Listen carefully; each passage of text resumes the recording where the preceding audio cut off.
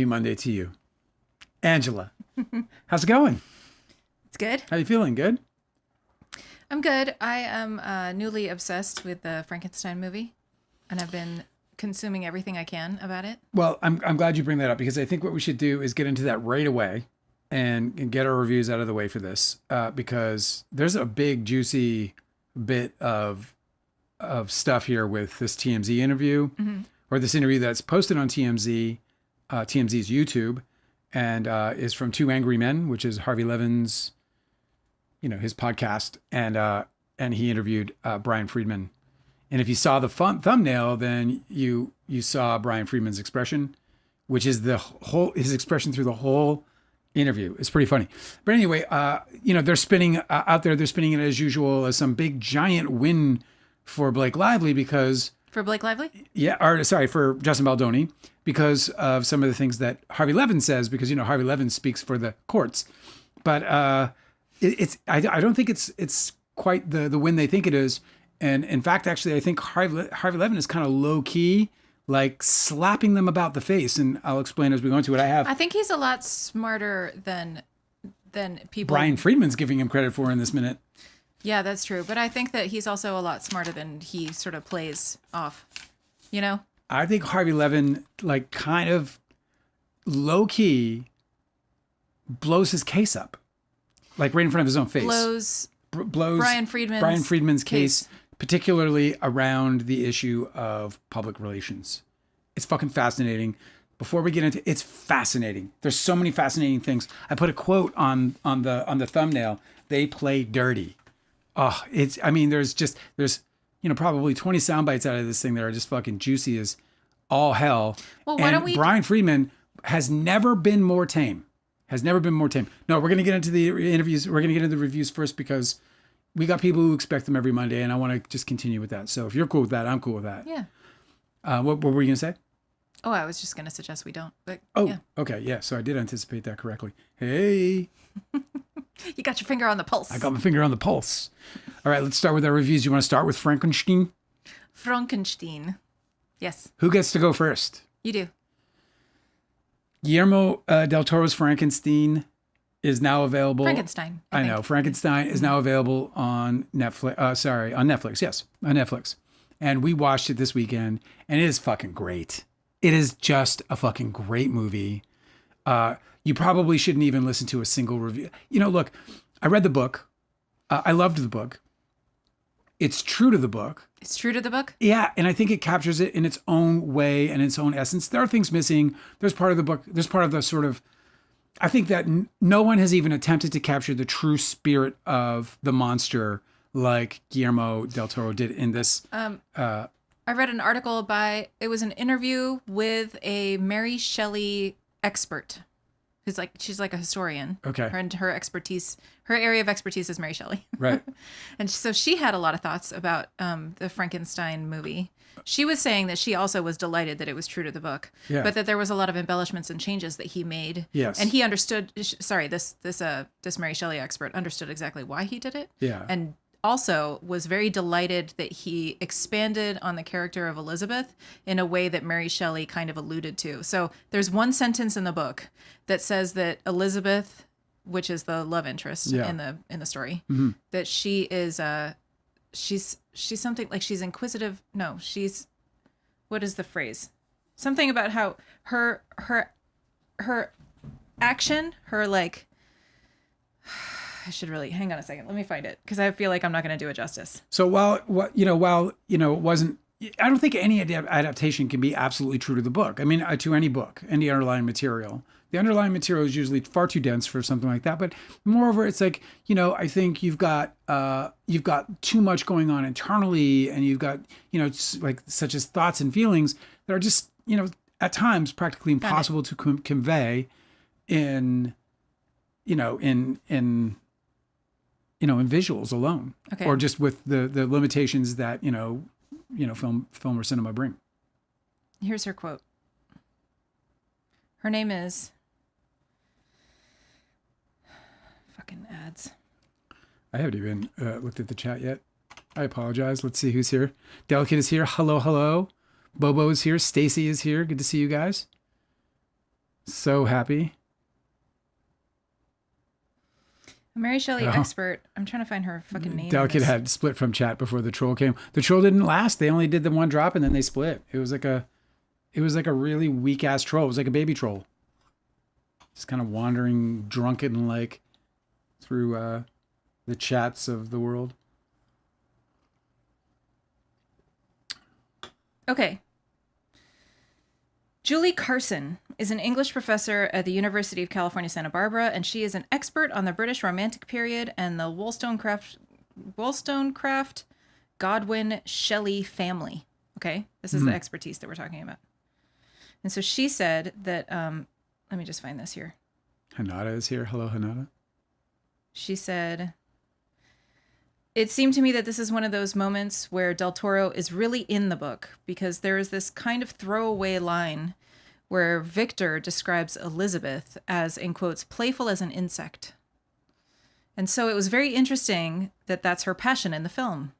Right. He makes her an entomologist. Yes. And he also creates all of her wardrobe looks very insect-like. Like she has the green that she wears is like Japanese beetle green. Yeah. You know? It's just really, really interesting. I also really appreciated the costuming. I don't know if you remember, but Elizabeth's wedding gown had bandages that looked just like, it was like satin or silk bandages, and it looked exactly like the creature's bandages. Well, so tying them together. So just to the reviews, are we going to go back to the reviews? Should we go back to the reviews? Yes, I'm sorry. Yeah. I just wanted to find this quote so I didn't fuck it up. I don't know why I couldn't remember that she said that the quote in Mary Shelley's Frankenstein was that Elizabeth was playful as an insect.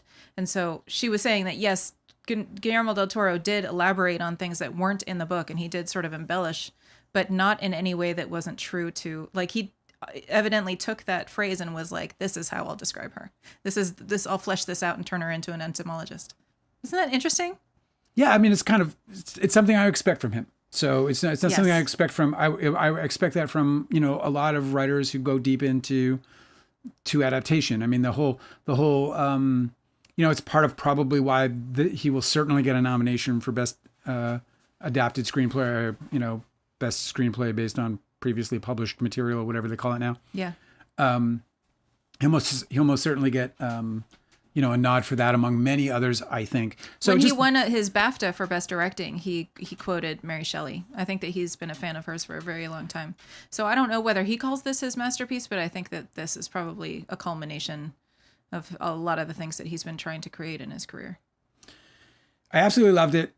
The cinematography was the only thing that got on my nerves on a few occasions. It's not a perfect movie. Some of the CG got on my nerves a little bit. Like it's not an absolutely perfect movie, but as adaptations go, and as far as taking such an old IP and an IP so deeply embedded in our culture, and that has been so really bastardized by so many other creators and writers and comic book artists and whatever else in every other bloody media.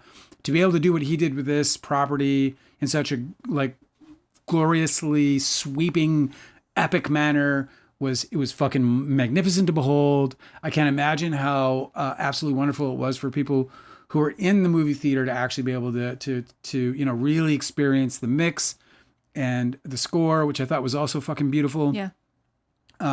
Just brilliant storytelling, really from top to bottom from him. I don't know if it's better than what's the one with the water? The Shape of Water. The Shape of Water. I don't know if it's better than The Shape of Water, but they're oddly similar, actually. Yeah, I didn't really like that one very much because I recognized it as a shot for shot, basically shot for shot. I mean, almost essentially the same exact story. It was like a gender reversed remake of Splash, but it even had Eugene Levy's character in Splash. It even had that guy. Yeah, maybe with the relationship of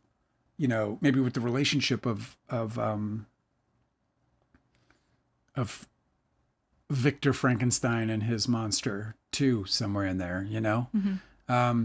Look, man, if you haven't seen Frankenstein on Netflix, fucking drop this live, go fucking watch it. Like, just go and, pick up the live later or whatever. I don't care.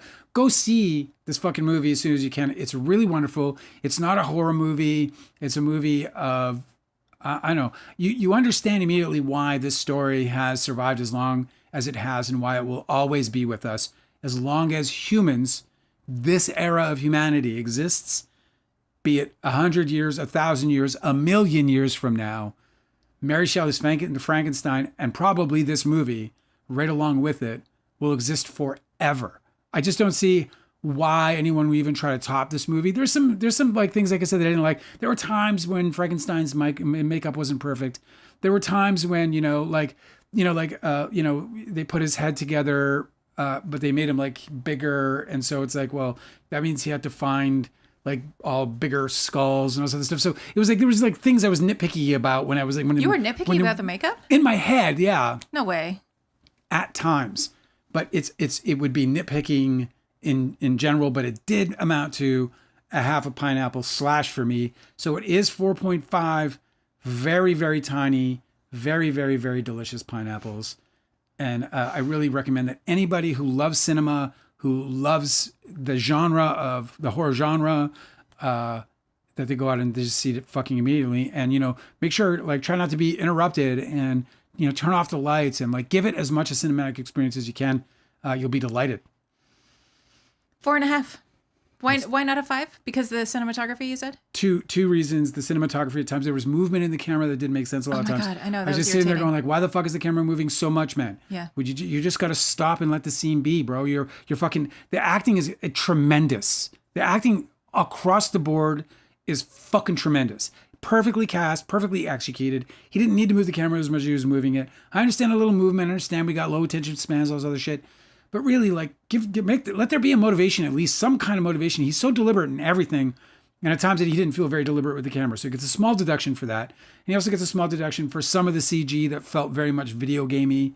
I love that he doesn't use generative AI. So I'm very reluctant to give him any deductions there, because I know that there are artists who are painstakingly, frame by frame, making that thing a reality, or at least working through those exquisite programs to do so. And thank fucking Christ that he doesn't, dude. Can you imagine if Guillermo del Toro was trying to like forfeit his artistry to a fucking like chatbot? Yeah, exactly. Oh my God. Scientist is back. I'm so excited. Dude, we're going to get in some deep stuff tonight. So I hope you stick around. It's going to be fucking awesome. What do you mean, deep stuff? Yeah, this Bryan Freedman stuff, man. I got some shit queued up for this. This is really interesting stuff. So that's my side of the review. Did you want to give your side? Because I know I really dominated that last. Oh no, I was fine. And you went first, right? So, yeah. Go ahead. I also give it 4 stars, maybe 4.5. I don't know. I fucking really, really loved this movie. I recommend it to anybody. I especially think that it's really incredible that Mary Shelley, just like the astrological significations of this film coming out right now, and Guillermo del Toro's pursuit of this film right now is just absolutely astonishing. Mary Shelley was born with when Pluto was an Aquarius, okay? And Austin Coppock is a really great astrologer, and he's described Pluto and Aquarius as like signifying what we fear collectively. So whatever sign Pluto is in, it spends 20 years, roughly 15 to 20 years in each sign as it goes around. It's like it repeats where it is every 80 years. So that Mary Shelley was born with Pluto and Aquarius, and now we have Pluto and Aquarius again, and we're telling her stories. Doesn't seem like a coincidence to me, because I trust that astrology is a thing that actually is valid. Yeah. Well, it's also like that's a very difficult alignment. Like that's not an alignment that happens very easily. Do you know what I mean? So, was it intentional? It could have been. Yeah. But it's a slow planet. It's a very difficult alignment. It's really interesting. So Austin Coppock said that Pluto and Aquarius is the fear of, let's see what Aquarius signifies. So the fear of technology. Yeah. The fear of society, right? We're watching another show, Pluribus, that is all about the fear of societies. And if society changes and you're the outsider, that's the quintessential Aquarius experience. The American experience too, probably. Yeah, becoming one anyway. It's just amazing that these stories are being told now. And I think it's if you're keen to this kind of these trends, then you can sort of watch it play out in media, and you don't know whether people are like following astrology or not. But collectively, this is what we're like. So when people are fearful of robots and fearful of AI, it is this Pluto and Aquarius signification that we're talking about. And so I think that you can watch Frankenstein with that aspect in mind, and get a lot out of it. There's also all of the different themes that he's talking about in this movie are just striking. And that's why I can't stop thinking about it. Like the whole, like the hubris of playing God. I mean, that's very mythological. There's a lot of like people who fall from a high pedestal because they thought they were big shit and they could do anything. I love those kinds of stories. There's also like, Guillermo del Toro was very expertly, like without like just spoon feeding it to the audience. He had Victor Frankenstein's father, whip him with a rod for not getting his lessons right.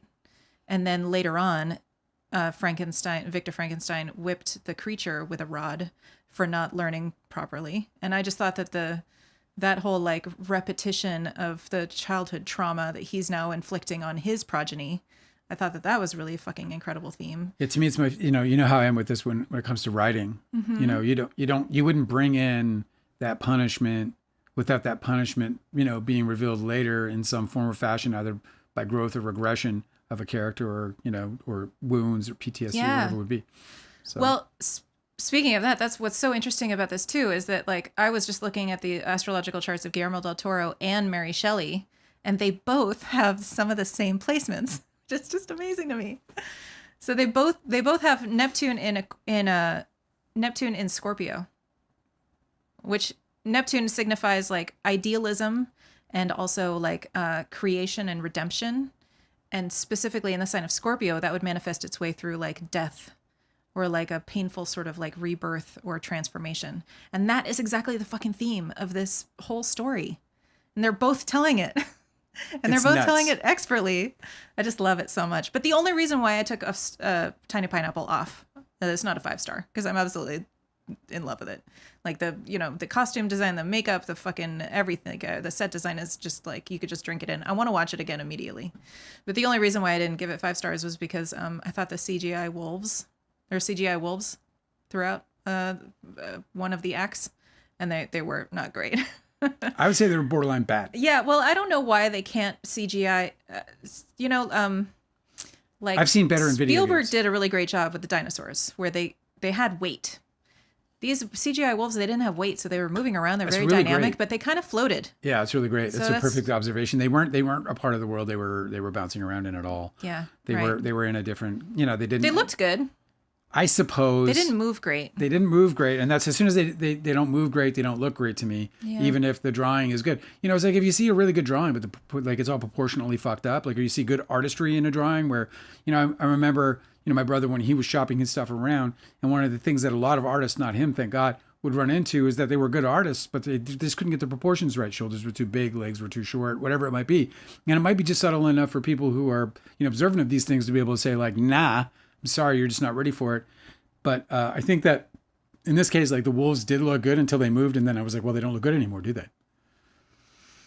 Yeah, I think it's actually a real testament to how incredible he did with all of the other design in the film, that the wolves could look so out of place for being fake. But here he is. He's got like this, this patched up fucking Frankenstein's monster, and you're like, well, that looks so real. Everything looked so fucking real that these CGI wolves show up and you're like, ew. I can't express enough that is not a reason to not see this movie. The wolves, yeah. The wolves have a very brief, appearance in the movie. This movie does not rely on CG. It's extremely practical in effects. The stages were magnificent. Oh my God, amazing. I mean, everything was amazing. Yeah, the stages were just amazing. Also, the set design is just out of this fucking world. It's just a really it's you can see in this movie a master having everything at his disposal. His missteps are few, his delivery wonderful. I know. I'm so grateful that that Netflix greenlit it. I think they should greenlight every single fucking thing he wants to do. Yeah, they probably will after this. I mean, I can't imagine this is not a massive success. If it isn't, I'm going to be very sad, just because this is like one of the times where, he's doing something so amazing, not just making a great movie, but he's preserving a story. This story has been bastardized in ways that seemed irreparable. That when I read the book, having heard of it over and over again about, oh, you got to read the book. Oh, it's not like anything you know about Frankenstein. I'm like, I'm not going to fucking read Frankenstein. Because in my head, I'm like, guy with the bolts in his fucking neck and whatever else. There are no bolts, No, I know for so many years they made him like a mindless ogre instead of this like extremely thoughtful. And there was some who really tried to do it because they'd be like, Oh yeah, I know. It's just But that's stupid. and that there is a part of Frankenstein that's that, but Frankenstein ends up becoming Not Frankenstein. or sorry, the creature. monster. Yeah, the monster. All right, let's move on to the next. Well, shall I we? didn't tell you the rest of my. Oh, my bad. I'm sorry. I know you want to move Keep on. Keep going. Then. Anyway, I was also Well, get to it. Well, I was also going to say that the camera movement is also another reason for my demerit. Yeah. There was some like there's this 2-person talking scene where the camera is just like really whipping around them. And I'm just Why? like, I why know are we exactly doing what scene you're talking about because it ends up coming in. It does this like you know the. It crosses the line, You ever see too? that perfect shape or whatever that they would go around? It was like the camera did that, and then it ends up in this like underneath shot. I'm that sure just, it was- none of it made sense. I'm to sure me. it was deliberate. It just didn't work for me. Oh, it's certainly deliberate, but it was nonsense. Yeah. Yeah, I mean, I obviously have a million more things to say about it, but you want to move on, and so we will. I don't need to talk about it more. No, please, if you want maybe to. what I'd like to do is maybe make like an astrology like analysis of all the people involved in this. You know, That's a funny. You guys, we are going to get to the comments. I immediately noticed Musidic. I don't know how to say that. If I said that wrong, you'll just have to forgive me. It says, "Are you at war with Tobey Maguire?" Well, you know, I suppose not at war. It feels that way for me. I feel like I'm not at war. But I'm in a battle, a lifelong it's a Cold battle. War. Yeah, it's a Cold War. That's very well said. Yeah. There's a Cold War between me and Maguire and DiCaprio, if you must know. One thing I have to say is we're normally here till 8:00. However, today I may be bowing out at about 7:45-ish because the Philadelphia Eagles today play the Green Bay Packers. And I'm a fan. I watch that shit. I watch that shit. Fly, Eagles, fly. So, Go Birds. congratulations to Guillermo. Congratulations to Netflix. They did a good thing by creating this, giving this adaptation a shot. It was a courageous script. I mean, you know, that whole opening is all like, it is great. Go see it. He puts enough to the screenplay to really create a beautiful and true adaptation while not giving up on what we need in cinema to be able to like survive. Like for stories like this to survive. If you went just by the adaptation, it'd be better as a play. Oh my God, the last thing I wanted to say, just because I wanted to get your reaction, is that Guillermo del Toro has been, throughout the whole time he was making the film, Yeah. he was telling everybody involved, he was like, I am Frankenstein, and this film is my creature. Right. And he was talking about how it was like that he saw it this way, that the reason why he was so inspired by Mary Shelley is because she told the story of like a mad scientist who created out of electricity the progeny that was supposed to live eternally, right? Yeah. That he was going to defy death. Like that's what a filmmaker does. You know, they make films in the hopes that it lasts longer than they do. Yeah, You know, we do. I just think that that's so romantic that he did that. That was his vision for being involved in the film. I loved it. Pluribus. We watched Pluribus. Pluribus is the new Apple series that is done by Vincent Gilligan, who we all know from Breaking Bad and Better Call Saul. In fact, one of the stars of Better Call Saul is the main protagonist in these first 3 episodes. Apparently, people are really irritated that it's not a spinoff because Better Call Saul was a spinoff. Yeah. So they're expecting this one to be. Well, of her? Yeah. Oh, thank God. I know.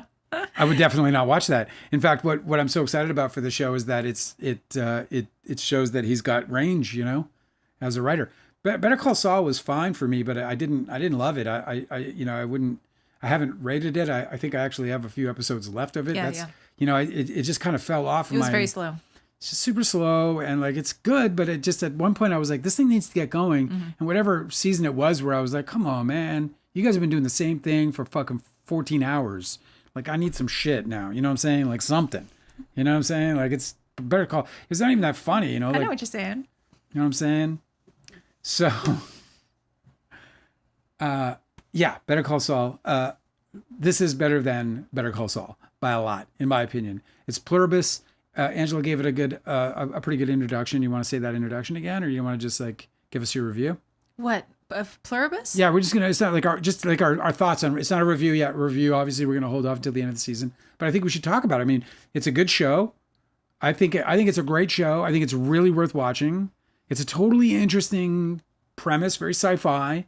Kind of Yeah, like The Stand meets. I think Fear of Society is a really excellent way to think about this. It really is in that way. This is like- why I like it so much. Is like it feels like an adaptation of what's going on now in a really unique way. It seems like everybody out there, or not everybody, certain artists out there are trying to find a way to express what's going on in the times. Yes, it's perfect. And that I think way. these guys are doing it, or this man, this showrunner, this writer has done it in a really unique way that helps you kind of separate from what's going on and live it in a totally different way that can help actually make sense for some of us in terms of us feeling like, fuck, we're just in our houses, in our homes, in our little bubbles, trying to, like protect ourselves from this like weird shit that's happening all around us.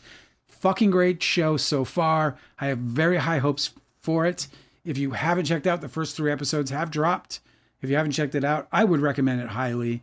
Obviously, we're holding off on our actual review of it until it's over, but I'm belted in. Yeah, me too. That's it. That's all I got. Did we watch anything else? No, I've just been like, I've been watching all like the little interviews and featurettes and stuff about Frankenstein. I'm just like, Did we obsessed. watch Saturday Night Live? We did. I don't know why we don't rate our Saturday Night Lives. We should be rating them after each episode. That sounds boring. Why? It's Saturday Night Live. Doesn't have to take long. I don't know if anybody cares. Doesn't matter. Well, I care. Why am I nobody? How would you rate this last one? Nikki Glazer was the host. Oh, how would I rate this last one? I would give this one, if we, in terms of Tiny Pineapples, I'd probably give it 3. Three tiny Yeah, pineapples. it was super crass, like racy. What's her name? Nikki Glazer. Nikki Glazer. She's racy as fuck, bro. Her monologue her monologue, I was like, this is not funny. This is actually just like Cringe. Yeah. It Well, was what's cringe. the kind of, this more than me because you were a stand-up comedian, but what is it called when you're, don't they call it like you're too blue? Where like you just try and say incendiary, racy, like offensive things just to get a rise out of people. I've never heard that term. Sounds good to me though. Her monologue was too blue.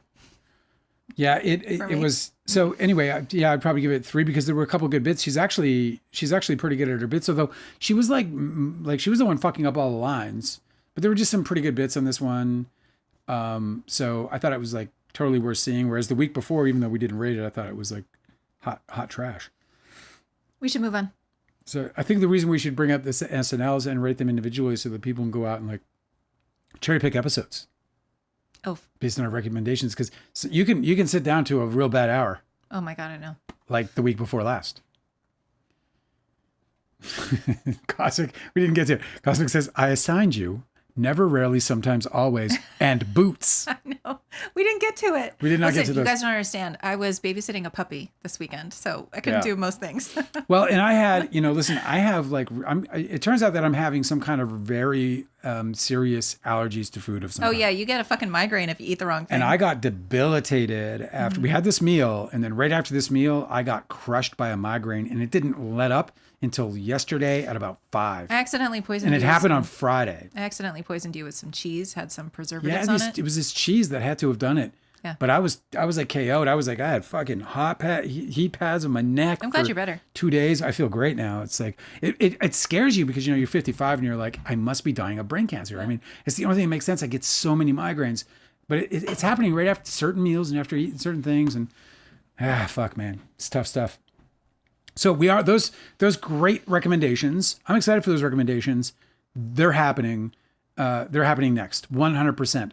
But loved Frankenstein. Did love also Pluribus. Pluribus, I just had to get to. There was something like there was something about it where I knew I had to get to it before I learned too much, so that I would be able to buy into it because it is like a sort of more far out concept that if I think I got too much information and I'd go in with expectations, and I love that I had the fewer expectations.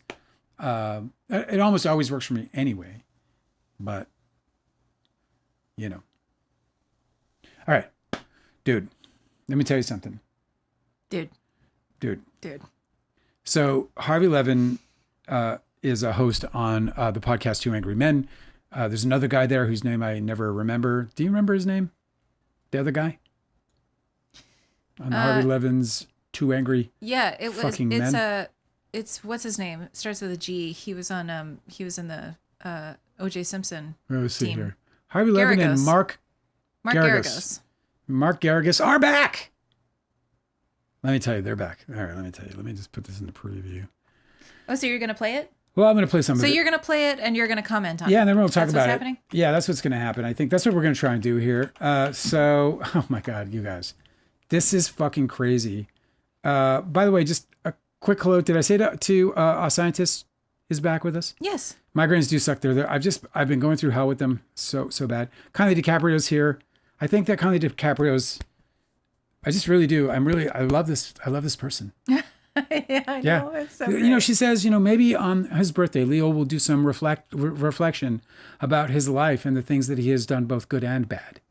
And I'm in love. I'm in love with this person. Kylie DiCaprio is somebody who I think is dear. And I think we're really lucky that she comes and hangs out with us. Mm-hmm. You know, I feel that way about all of you. I don't want to like just center her out individually, but that's the kind of energy I need in my life. You know, I need that kind of energy in my life. I need to be a better person about distributing that kind of energy. Doesn't mean that I can't get all, blazing angry like I do sometimes. Like what's the way that you would do that, but also be feisty? Because I don't think you can avoid being feisty. I gotta be who I am. I'm a Mars fifth. I'm a Mars ruled sign. I can't be a butterfly. I'm a devil, but I can, Not a devil. but I can appreciate it. I can be moved by it. Then I can let it like influence me in the way that it will. So we're just lucky to have. You're not a devil. her. You're like a Tasmanian devil. You know, just a tornado sometimes. I can be tornado-ish. Where do I begin? Guys, so I guess, the Team Baldoni, they see this as a big win. Harvey Levin says he is very opinionated on what he thinks is happening. He doesn't understand. I don't think they understand what he's talking about. He's not talking about the case.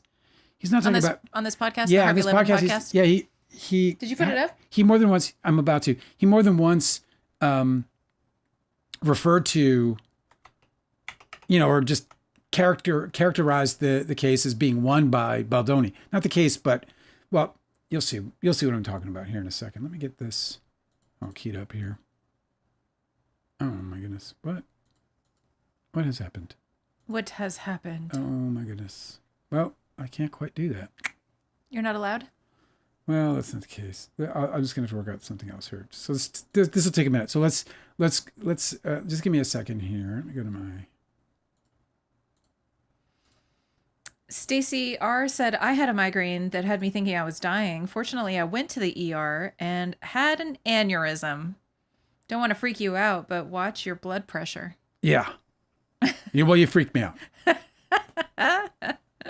So, I know, dude, but let me tell you, I've had these migraines now going out. It's been years. So I'm having aneurysms.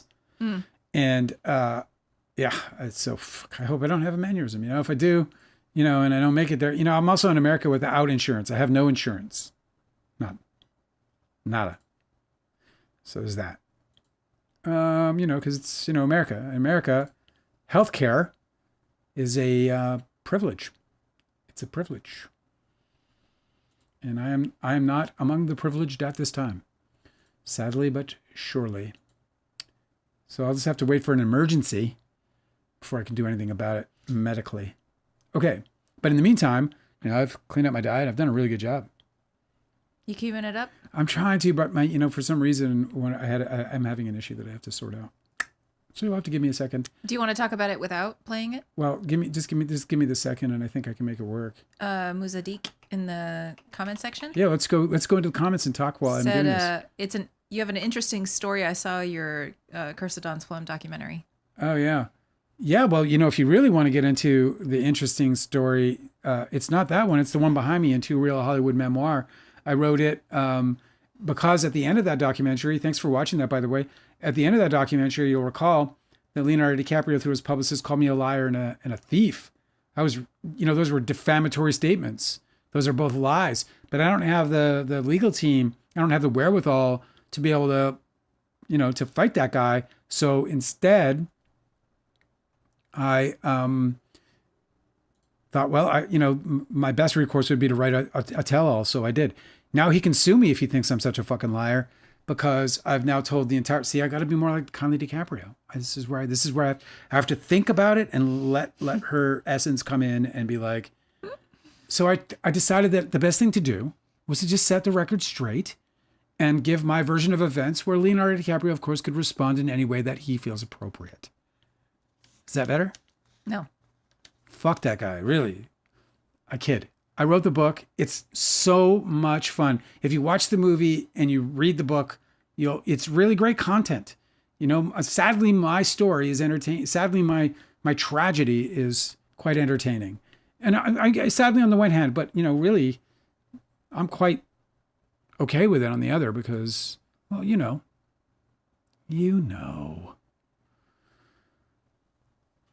Box one. More. Go to the comments. What do you got? What else you got? It's going to be more than that. Don't tell me that's all we got.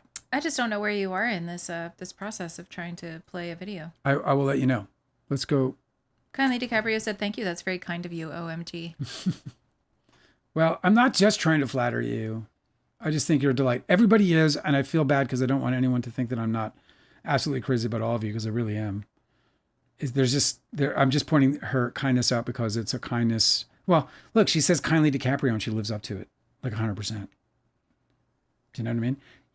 A lot of I get smacked around by some of Leo's fans, and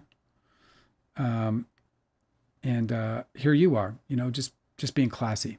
So Kindly DiCaprio also wants to know: did you ever see The Matrix and did you like it? I did. I loved it. You loved it? Yeah, I thought it was one of the best. I thought it was one of the best movies of its time. I thought it was. It was obviously completely. It was a groundbreaking movie in many respects. The storytelling was brilliant. It was it's probably the best comic book movie because that's what it felt like to me. Right? I know it's original material, but it felt like a comic book movie. And so I feel like it's like the best graphic novel movie out there, ever. I think it set the standard, and I don't think I don't think anyone's ever truly reached it in the same way that they did. Interesting, a kind of cool story about that is when I was up in Denmark working with, the Danes to put out Don's Plum, Lars von Trier's company. Lars von Trier, they had a movie theater and out, on the lot, as do most movie studios, and he on a loop was playing The Matrix. He watched it over and over and over again. That's what they told me. Weird. I saw him watching it once, but apparently when I saw him watching it, it was he's been obsessed with this movie. I hated it. I'm often in the minority about this kind of stuff. Well, yeah, I don't understand what you're talking about. The whole time I was just oh, okay. So in this futuristic alternative reality, everybody wears shiny patent leather and wears trench coats. Yeah, exactly. I was always, ever since the beginning of fucking time and film, they've been portraying people like that. That's how you know it's the future, because they put them in fucking shiny, skin-tight patent leather and trench coats. I thought it was really well executed for what it was, but they did not, obviously, evidently they made it for a different audience than I am. Oh, my goodness. What? Sorry, guys, I didn't mean to do that. What'd you do? I just... Well, you know what? Let's just do this. You guys are looking under the hood. If you can't see the screen, then you'll see in a second. But I'm just about to put this Harvey Levin thing on for you guys. Would you show somebody a nude? What's that? Yeah. Your nudes? This will be camera 3. Sadiq wants to know: is your book available in Pakistan? I don't know. I would love for it to be, but I'm not in Pakistan. I didn't restrict it from being in Pakistan. Is there Amazon in Pakistan?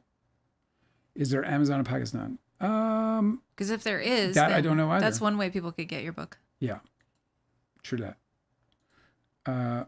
Oh my goodness, I messed up so bad.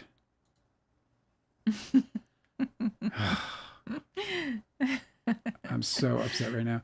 You guys have to bear with me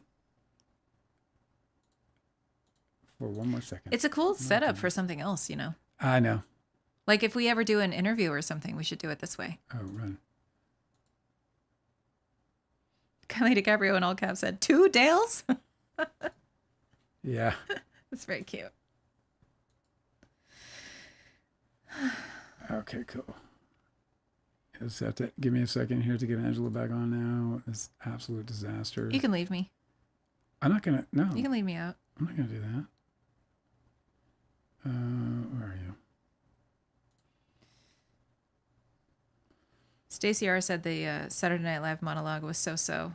The musical guest somber was excellent though. 10/10. It was so. I was bummed. Cosmic Courtesy said, "I'm not understanding the somber hype." I never heard of him before then. Who's somber? The musical guest on Saturday's Saturday Night Live. Oh, I didn't get it either. I guess it's because people think I just don't understand the hype at all. I'm with you on that. I thought it was very unoriginal, and I felt like there was this guy that when I was a kid, and I was in a battle of the bands at my school. They held a battle of the bands, and I was in a metal band. And the night before, dude, we got blistering drunk. I mean, it was so bad, and we ended up having a fight. And my brother, with like we had this huge fight with another school at a house party. And then we had the battle. The Friday we had the fight at a party, and then on the Saturday we had the battle of the bands at the school. That's such like a movie. Dude, I can't believe that you actually lived that. That's such a TV show. We showed up, and my brother had this big giant black eye. We're a metal band, and he shows up. He's got a fucking big giant black eye. You know, we played. It was kind of a disaster, and we were just like all hungover and beat up. We had this big fight. That story is so crazy that it's like it's totally like you could beat that out in like the the hero's journey or whatever for your screenplay, where it was like the night before the big performance, you guys get into a fight. A big fight too. It was a big two schools battling. That's so fucking funny. But at that battle of the bands, this kid got up with a keyboard, and he kind of like it. As soon as it's funny that Cosmic said that, because as soon as I watched this guy on Saturday Night Live, I immediately thought back to that in my life. I was like, God, remember that fucking guy? He this is what he reminds me of. I was like a really good high school performer. Yes. I was really amazed that he's so tall and he has this total baby face. I'm like, how old is this kid? He's just got like gigantism or what? Yeah, exactly. Troller Troll said, I worked at the movies when The Matrix came out, and it was such a vibe, sold out for weeks. The leather jacket will always scream Neo. I loved working at the movies at 16. I would have loved working at the movies at 16 too. I worked at a video store when I was a teenager, and it was like, it remains the best job I ever had. I fucking loved it so much. All Scientist said, I'm not usually a memoir reader, but I'm putting your book on my list of books to finally read once I submit my thesis. Deal. I think you'll enjoy it. It's super fun. It's like you know what, memoirs, I don't disagree with you on that. Like memoirs, I think are books I don't go to first. I'll tell you though that I'm inspired by some of them. Frank McCourt's is it Frank McCourt? Yes. Angela's Ashes. I mean, it's just a fucking brilliant memoir. I really struggled to read that one. I had to listen to the audiobook because he writes phonetically in this. So everybody has these really thick Irish accents in the writing, and I was like, I don't understand what's happening. He won the Pulitzer with it because I think of that reason. Because everything is richly embedded in culture. It's a cultural piece. It's a piece of perfection as it goes to like his life and culture. Mm-hmm. There's nothing compromised. He didn't try to help any of us out at all. He wrote this story of his family, and it was brilliant. Yeah, the audiobook is incredible. That's fucking incredible. So, there's that one, and there's another one that I just that's actually becoming either a movie or a series right now that I just fucking loved, called Crying in the H Mart. And like it's a situation where I didn't know who this person was. I know she actually has a band in sort of like a small level of fame, but famous enough, I suppose. Anyway, she was she wrote a fucking brilliant memoir. I couldn't recommend it more highly. It's it's just brilliant. Yeah, I mean, yeah. If you get a chance to get your hands on it, I highly recommend it. So there are memoirs out there. Yeah, I think they're harder. You got to pick them. You got to find them. Mine's fun, and the reason mine's fun is because it's not like so the memoir I'm reading right now, which I'm one chapter away from finishing, I'm going to give you guys a review on, which is Virginia Giuffre's Nobody's Girl. That's a great example of memoirs that I avoid, because first of all, it's a really deep personal story, and those can be interesting, of course, but it's not told like cinematically at all. It's told of like, hey, I've had this life, and I'm going to tell you about it. So, and those are hard to read for me. They're not because they're not really fun, you know? You mean like it doesn't, what do you mean it's not told cinematically? Well, I'll say just, I don't know how you mean it. as ridiculous, I've got a better way to put it. As ridiculous as this will be, I'll compare myself to Frank McCourt, who, by the way, I could easily say is just, somebody who I aspire to be as good as. But I think that the similarities between our two works, if there are any, is that our characters come off the page. And so like when I read, there's also a lot of dialogue. Well, you have to have that. No, I mean Frank McCourt has a lot of dialogue. He does. So you guys are similar writers in that way. When I read his book for a second time, and that's when we did the audiobook, I was like, oh my God, this is how I'm going to write my book. Yeah, it worked. Because when you read Virginia Giuffre's book, you'll read a book of a woman telling you her story through the whole thing. My story is told by all the characters in it through my perspective because I'm the main character. So you see the world through my eyes. I'm not telling you about the world I saw. Yeah, it's very different. Those are very different ways to write a memoir. And I think that the former is the one that like gives us a higher level of entertainment quality because it's very similar to what we experience when we watch novels and read novels or watch TV. The last memoir that I read was Val Kilmer's, and his was like that too, where there's no dialogue scenes. He's just telling you what happened and what he remembers. Right. And he's like he's a really poetic writer, so he gets really floral about it, but like I guess flourish. He flourishes. I don't know, whatever. It's not told with dialogue. And I kind of prefer your way of doing it because I really do want an immersive experience, Yeah. Like when you're telling me the story about like 90s Hollywood and the way that you write your scenes really puts me there. That's part of the experience I'm looking for. I was hoping that it was going to be like that with Val Kilmer's, but he doesn't. He's really just telling you a story that took place in his past, and you're very well situated in the present hearing about the past, as opposed to being transported, Yeah. Precisely. Oh. Are you going to abandon ship? No. I'm almost there. Abandon ship. Abandon ship. You've been working on this for over 10 Upstream minutes. One. Listen, kids. You think it's easy being me? Huh? You think it's so easy? You think it's easy being me? You think it's so easy being me? You sit there and you, with your judgments. Why? Come on, keep talking. There's got to be more. There's no more comments? That's it? It's a wrap? Kindly DiCaprio wants to know if I worked in the video store, the Quentin Tarantino store. I don't know what the Quentin Tarantino store is. I guess he bought a video store. There's some video stores that were like definitely the coolest place to work, like even still, I think Vidiot's is one. I think they have 2 locations in Los Angeles. It would have been really cool to work at one of those, but I just worked at a video store in Burbank, which doesn't exist anymore because none of them do. But I got to walk to work and I got to carry all my videos back. I worked at a video store when it was VHS tapes. When it was VHS tapes? Mm-hmm. We had to be like Be Kind Rewind on them. And I'd have to like, put little, you'd have to find people. So you'd have to like log into the computer when somebody didn't rewind their VHS tape and they'd get dinged for it next time. I have. Like that'll cost you 10 cents for every video that you returned without rewinding it.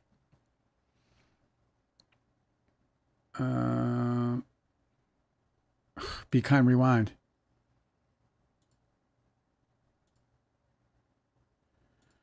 You look like you're almost hacked into the mainframe.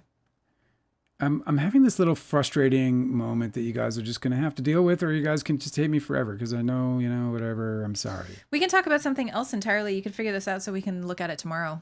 What do you think about that? Because you're going to be, you're leaving a little early tonight so you can watch your game. Bring up any topic you like. I've only got about an hour's worth of work here, so I just got to figure this out. Okay. But if you want to bring up something until I get it figured out, that'd be great. I'm sorry for this. I really am. I don't know why this is happening. I have a very interesting little science tidbit that I saved to bring up here. Okay. Did you know that people feel better when they listen to the sound of bees? Is that true? Yes, and researchers are actually using it as a therapy now. It's so interesting because like there was a time in my life when the sound of a bee would bring me nothing but pure anxiety. It would bring me nothing but fear. It would fill me with nothing but trepidation. Oh my God, where is it? Is it near me? Will I get stung? That's all I could ever think about. Now I could have bees all around me and it would never bother me. I stand in bushes and they're all flying. I love bees. I know them to be benevolent. Like they were, totally Benevolent. benevolent. Because like people when I grew up, they were like bees are bad. They sting. Well, every creature learns by association. So if you experienced a bee sting, or even somebody near you was really scared of a bee, and you associated that with the sound of the bee, then of course every time you hear the sound of a bee, it's going to make you're going to get a little worried. Right. But I guess either they overcame that, or the people who have not built that association. Because, I've never been stung by a bee. I mean, I did once, like just a few years ago, but my whole entire childhood, I was never stung by a bee. And I was outside all the time. So I just never developed a fear of them. So when they land on me or whatever, I just don't have it's like a neutral stimulus, Well, I love that they're absolutely like, that they're, that it's soothing. Yeah. So check this out. This user on Twitter called Satan Watch, which is really funny to me. I read that listening to the sound of bees buzzing is used to treat PTSD in war vets. So I played a bee buzzing video on a loop all night, and it unlocked calm and peaceful memories that I didn't even know I possessed. He's saying, take the bee pill, bros. Calm and peaceful memories. Which one? He said that he listened to bee buzzing video on a loop all night, and it unlocked calm and peaceful memories that I didn't even know I possessed. Amazing. He didn't say what they were? I highly recommend a book by Rudolf Steiner titled Bees. Every time I hear names like that, I go Steiner. Steiner. Like I just immediately Rudolf get like Steiner. Steiner. In it, he mentions how the whole beehive is permeated with love, and how everything the bees do is an expression of that. Perhaps that is why their sound has a therapeutic effect. I'm going to keep sharing this with you. In ancient Greek and Roman mythology, bees were associated with the underworld besides fertility. Besides? Bees were associated with the underworld. And fertility. Gotcha. I'm assuming it's a weird way to put it, isn't it? Believed to be a divine creature that could navigate between two realms, either the spheres of the dead and the living, or that of humans and the gods. Bees were viewed as communicators, carrying the messages from the heavens or the underworld to humans. It was also believed that if a baby's lips were touched by a bee, that he or she would become a great poet or orator. Isn't that amazing? Yes. There's a Western European tradition called telling the bees, in which bees are told of important events, including deaths, births, marriages, and departures, and returns in the keeper's household. The custom is known in England, Ireland, Wales, Germany, Netherlands, France, Switzerland, Bohemia, now Czechia, and the United States. In the USA, if the custom was omitted or forgotten and the bees were not put into mourning, then it was believed a penalty would be paid, such as the bees leaving their hive, stopping the production of honey, or dying. So you had to keep the bees in the loop. That's funny. And then they also included a bunch of images of bee iconography, where they depict a bee as a god in their art. Isn't that neat?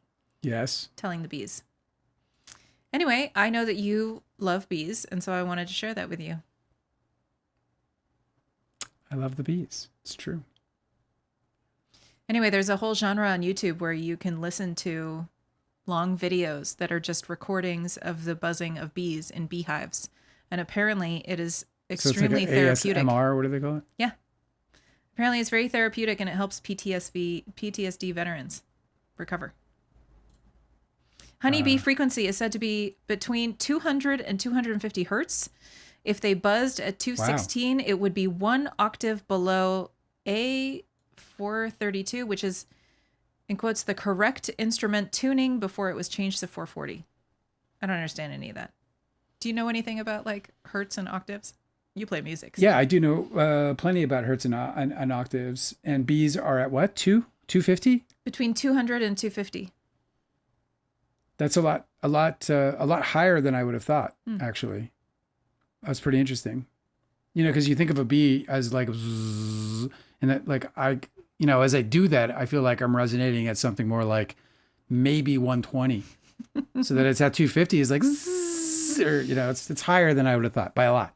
This user commented, this is at Design to Think, said, there are places where you can sleep on top of bee boxes and the bee frequency heals you. Well, they're saying, that, and like also like things that like there's like healing frequencies. Yeah, like they actually scientifically prove that there are resonant. And look, you remember that whole thing in Cuba? There were those like Americans that they said they got attacked by sonar. Yeah, because like sound is a real thing and it can harm you, which means if it can harm you, then there's probably a component of it that can help you. Yeah, sonic weapons are a thing. Yeah, sonic weapons are a real thing for sure. Of course they are. It makes perfect sense. Have you ever been to an Iron Maiden concert front row? In the 80s? I have not. 80s? Not me. Tinnitus. That's all I have to say. Tinnitus. All right, let me get this on for you. Are you done with that? Yeah, I mean, I have other things too if you still need to buy some time. So we're going to be in squares today. So thank you for that. And all right, Angela, be prepared because I'm now putting you on the main channel where you will hear the delay. I'm going to get a different board so I can try to route this more simply for us for our audio. But for now, I'm just gonna have to go with this. All right, guys. So this is this interview. Harvey Levin to your left, Bryan Freedman in your middle panel. He is, of course, attorney for Baldoni, and then on our right is the other guy. Harvey Levin looks like he's absolutely fucking done. Yeah, doesn't he? I think he's had a few. I think he's just probably had a few or whatever. He's smoking it. Hard. I'm not, who knows? Let me put the audio on and make sure that's going on this here.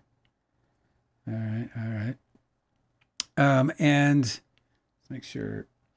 SC said that Perez Hilton's headline was Blake's got nothing. Baldoni's lawyer confirms. Like, how is this a headline? Yeah, it's because he's. What does Perez Hilton expect him to say? So I have a lot of little things. I'll try to get through them all. Let me see here. I think there's something at 8:29. Let me go here first, and then we'll talk about it. A scientist said, I can't decide if they're trying to capitalize on her possibly only going for a narrow summary judgment, or if they are trying to prime their followers to ignore what's in her motion for summary judgment. I think that's what we're dealing with. And I'll tell you this, the first observation about this, I think that's more likely what we're dealing with. I'll tell you that observationally speaking, Bryan Freedman, I watched this whole interview. He is on his best behavior. Mm-hmm. Like this is nothing like he has behaved before in other interviews that I've witnessed. Yeah, it's like he's sedated. It's like he's not only sedated. It's like he knows, like, I got to watch what the fuck I say, including Levin trying to bait him into speaking about specifics with regards Blake Lively's deposition. Oh. So here's my first clip. I don't know what it is. That's what it is. I don't know if it is a clip actually, because this is when I panicked and grabbed the notepad and started writing down time code. Annual plan. Can you hear that? Mm-mm. Huh, okay. Well, now I got to figure out that problem real quick. That's probably it. Bryan. You can't hear that? Oh. You guys probably can. Okay. My bad. All right. Here we go. You guys are like, this guy's a fucking hack. Like he did not, he's a liar. He never produced anything. Fucking liar. All right, here we go. 60% off annual plans. Oh, shit. My bad. Bryan, I'm so glad we're able to talk because I really wanted to talk to you about this. So your client is definitely winning the TikTok war. And I don't say that lightly because that's a really important war because that's his audience. And those are the people that are going to go to the movies and that are going to watch his stuff and watch her stuff. And he's winning that war. Even with the dismissal and everything else, he's winning the TikTok war. But legally, if this thing goes to trial, I mean, it just. It's so interesting because the first thing that I saw rise out of all the noise from this was that was this idea that he's talking about winning the case, and he gets into more details here, but he's constantly what he's referring to is specifically what they're being sued for. Yeah. Like it's like, so he's talking about like winning the TikTok battle. And I watched Bryan Freedman become like increasingly uncomfortable with I know this. it's so interesting because like, of course they would be winning the TikTok war, right? If they're paying $30,000 a month to win the TikTok war. Yeah. Like there's only one side who is amplifying and putting all of that it's effort literally and money what into she's that. accusing them of. Yeah, exactly. She's literally accusing them of winning the TikTok war. There is no TikTok war. It's a very expensive project. There should be no TikTok war. I know, and we have all of the. We've seen the invoices for it. And it's so interesting that he referred to it as a war. And then when you look at Bryan Freedman's face, well, that's been it through the whole thing. He just doesn't. He barely changes his expression in this one. Here's some more.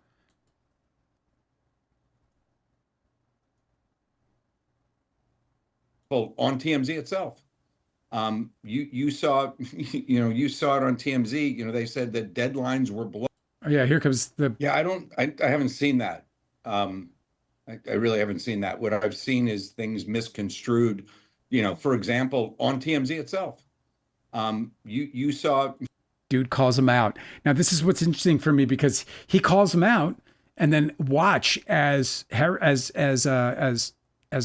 Levin, I think very low key, just beats him about the face later in this What's interview. the context of this response, though? You're skipping around too tightly, I think. Well, I'm not. Everything's Okay. cool. Do you remember? Yeah, I do. The context of this is the winning of the battle, and he said the winning of the battle in TikTok, and he's talking about how he thinks that his client's been treated unfairly by the media.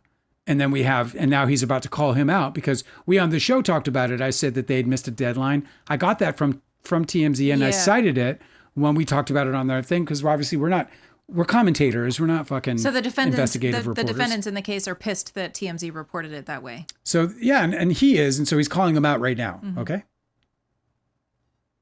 You saw it on TMZ. They said that deadlines were blown, and Justin has walked away from the appeal. He's walked away from his case. He's fine with the fact that the case was dismissed. That was on TMZ. No, that was not true. We messed that up. I agree with you. But that wasn't. Look, we're not going to say something that we know is not true because it's ultimately going to get corrected. We messed that up. Well, you're definitely not going to say that you knew that it was untrue and said it. That's for sure. There's Bryan. There's Bryan. There is defining malice. Bryan, I will say this: we corrected it, right? There's no. So that's his big. So this is just this is the moment where they're so happy out there in the Baldoni land about Bryan Freedman like calling out Harvey Levin, and then Harvey Levin obviously taking responsibility for getting the story wrong. And what's very interesting is that if you go out there right now and you look, at least when I did, I found a lot of people saying that was a Lively spin, that it was Lively who got a hold of TMZ and misguided them into this. That's not fucking true. That never fucking happened. And Harvey Levin gets into that very specifically here. No, we all saw that. We all saw that there was a deadline and then they missed it. No. That's not what they're saying. They're saying, well, look, they missed. That's right. But what they're saying is, so I'll get to it.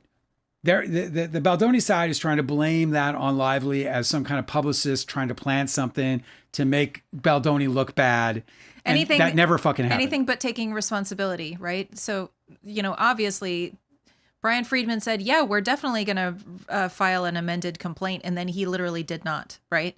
Like the judge allowed him to amend a small portion of his complaint. And he said that he was going to on the Megyn Kelly show. And then they didn't. Yeah. So if that's not so you're saying you intended to, and then you didn't by the time the deadline passed, that sounds like you missed a deadline. Yep.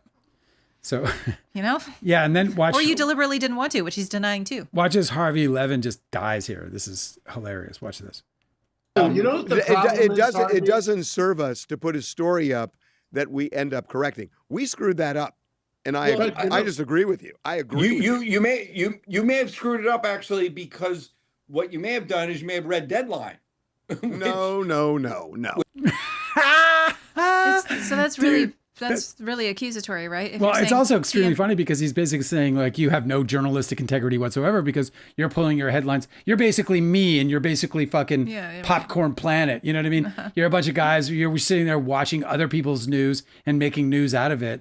And Harvey Levin, dude. You know, it does go as another moment where Bryan Freedman fucking pisses Harvey Levin off. This is the second time in this interview already where this guy like says something that is like highly fucking offensive. It does go to show that Bryan Freedman is a dick to people. Like, this is an ally of his. This guy has been an ally of the defendants in the case for a really, really long time. Yeah. He's irreverent, right? He doesn't care about loyalty or protecting anybody. Right. He's being a fucking asshole on this. Like, you don't see a bunch of other podcasts trying to talk to Bryan Freedman. No. He got this opportunity to talk to everybody and like spread more of this fucking, smear campaign message, and he's fucking shitting on it. It's so weird. Check this out. Actually, because what you may have done is you may have read Deadline. No. Which by the way, if you want to talk about us, I felt he's been winning this all along. See, it's interesting how this is very interesting now. This is like where they love this stuff on. So just check it out. But it's interesting that he kind of feeds him in some way here. Check this out. Yeah, he's trying to get him back on his side for sure. Yeah, check it out. It's true. It's like, it really is. I mean, we talked about that as early as today, that, personally, and I've talked about this on television. We've done stories on this on the website. I feel like Justin Baldoni is winning this. I think this really has hurt not just Blake Lively, but it's also hurt Ryan Reynolds. And so, I'm just telling you from my seat, I'm not seeing this as, oh, wow, Blake's winning this thing at all, even though her lawsuit is still the active one right now. I'm not seeing it that way. I mean, how does that work? I just can't believe that comes out of their mouth. Like, oh my it's just God. He's winning it, but she's the only one with an active lawsuit. Right? Okay. I mean, he's a fucking defendant. Is what he is. He's not winning anything. Yeah. And now he goes on to basically, in a moment now, after they clear up this, you're going to hear them talking about basically that what Harvey Levin is basically talking about is that Justin Baldoni is winning in the court of public opinion. And what's very interesting about that is, again, as I pointed out once already, that's making her case. I mean, it doesn't make her case, but it definitely points toward her issue, which is this retaliation issue, and then this idea that it comes out of something organic, and that their defense is that it's organic. But it's so great because just keep watching. This gets juicy. Just hang in there. I can't really judge, at all, like who's winning or not. Well, I'm basing it on just the way it's being received by people. The court of public opinion. When you see, for example, the unedited dance that became a big part of this case, that the way it's been received is her view that this was uncomfortable and harassment and whatnot wasn't landing.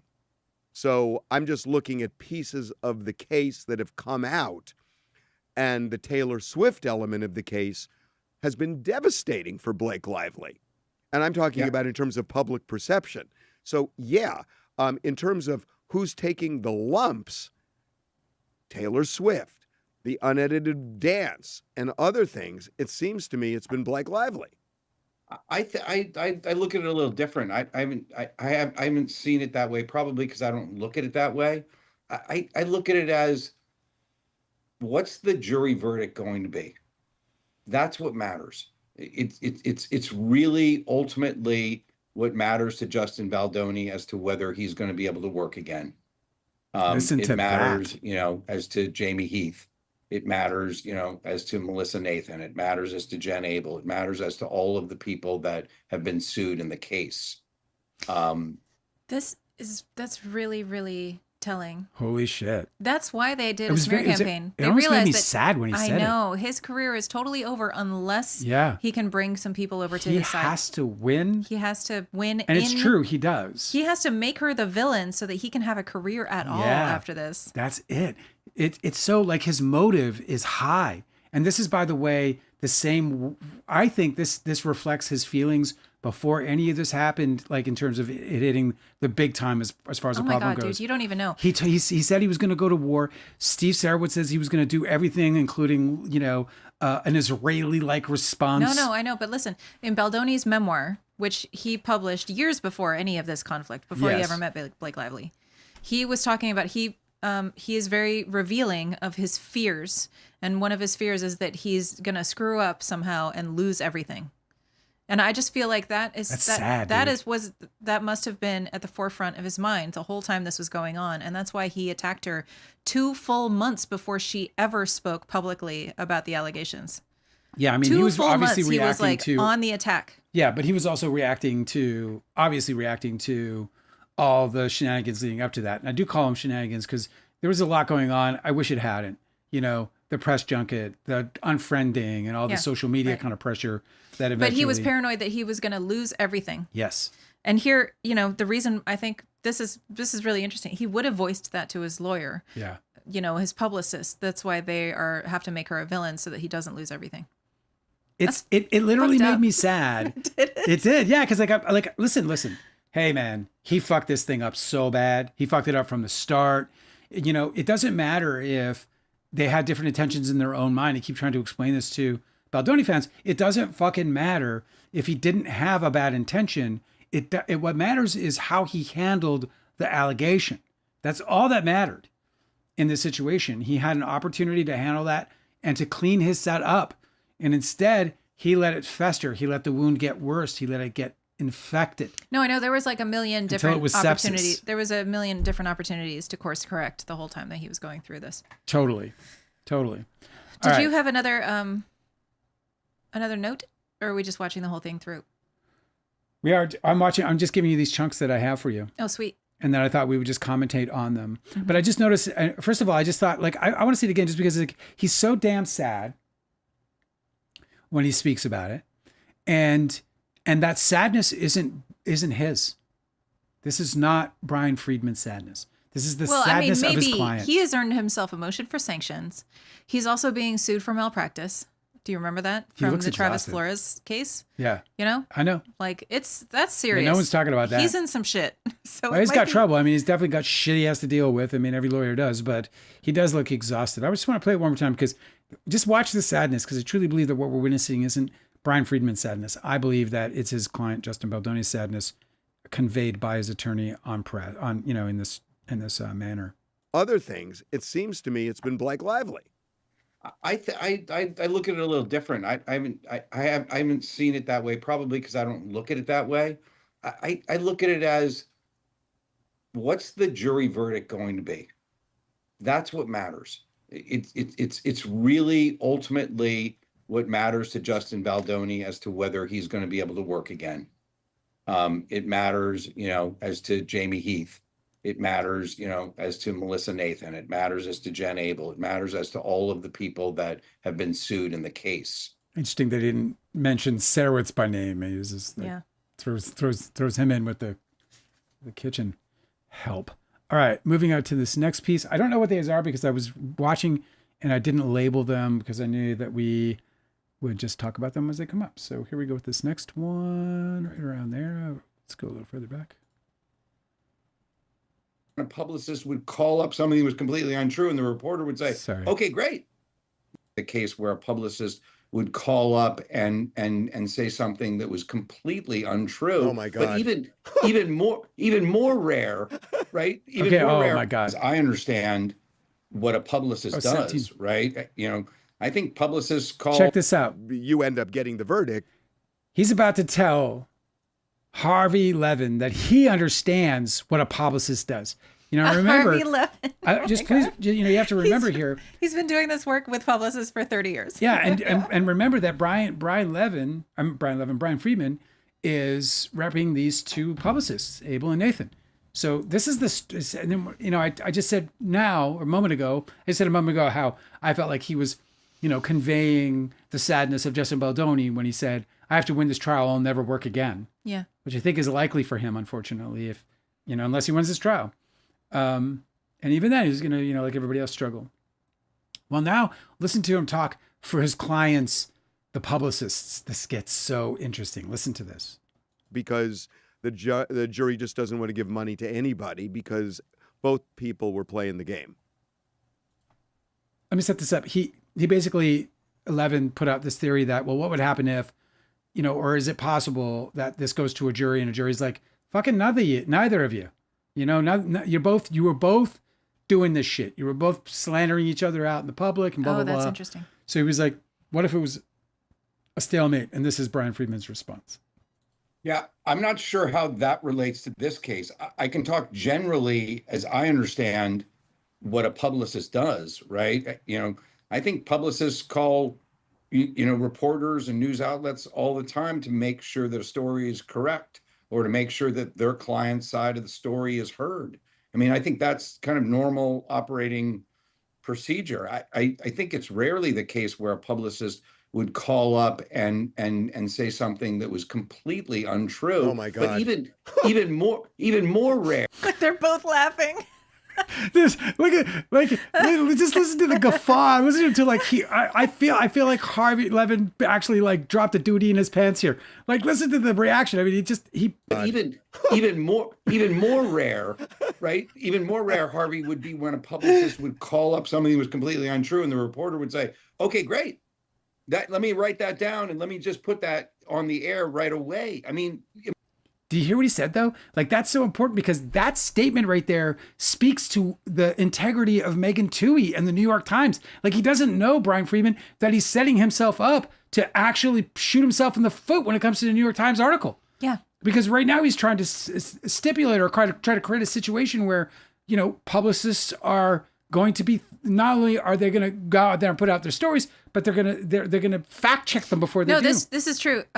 Bryan Freedman's assessment of what a reporter does when they hear from a publicist is that it completely undercuts all of his accusations about the New York Times. It completely does. He had a whole lawsuit about how they just ran with a story without fact checking, which of course is not true. Yeah, it's the New York fucking Times. But he's explaining that couldn't be how it works anyway. So it's like, again, that was a fucking bullshit and watch, lawsuit. because he's going to end up like praising the fuck out of TMZ here in a minute. You're going to love this. It's so crazy. Here we go. I mean, every single news outlet that I know does their own homework, does their own research in any situation. I don't think that trust, while it's an important factor, it's not the level or the duty, or the line in which you draw. You would go around, you'd make calls and make sure that things are correct of whatever you're hearing. And I don't mean that specifically to the Baldoni case at all. I just mean it to any story. Something pops up, you call up, you ask a question, and then you verify what that information is, so you make sure you get it right. Okay, so now you want to know the way it really works? Sure. They spin more than a dreidel, number one. That they are not just giving you facts. They are calling you with a spin that they want to put on for their client, and they feel that's their job. So we get this. I mean, I've got literally thousands of calls from most every publicist, and every publicist can take a set of facts and shade it or change it, and they do it all the time. And what Since they you, do, well, since you know that, I mean, he has Freeman in a fucking panic. He's trying to interrupt him right now because he's literally, Harvey Levin is literally describing what Nathan and Abel did. Yes. The kind of fucking, and he goes on and on. It's as, I mean, I watch. I feel like a part of Bryan Freedman's soul. You know what's leaves fucked up him though, in this interview is that Bryan Freedman can't ever be wrong, which is so fucking irritating. Like, dude, let the guy tell you how it works. He's worked in this. In this case, he than can't be wrong because he's what Levin is doing is exposing Abel and Nathan, or the lying. claims against For Abel and defamation. Nathan as being commonplace in this industry. Here, listen more to this shit. Let me just give you this. And Sure. what they'll do cleverly is they'll say, we have sources directly connected to, and they and listen, we've gotten things where we wouldn't put it up. I mean, that is exactly what they fucking did. Yeah. But it ends up somewhere that they know they can get it somewhere, and they choose, in ranking order where they want to go, but they know they can get it out. And once they get it out somewhere, it just gets picked up. So that's the game. But I'm telling you that publicists are not calling and saying, "Let me just tell you the factual basis." they are lobbying everybody, and sometimes just with false information. A lot. Oh my God. A lot. I love that. Sometimes with false information, a lot. So that's so interesting because he went with sometimes and then he corrected himself in the fucking statement. He said sometimes with, 60% of the time it works 100% of the time or all the time or whatever that fucking awesome line was.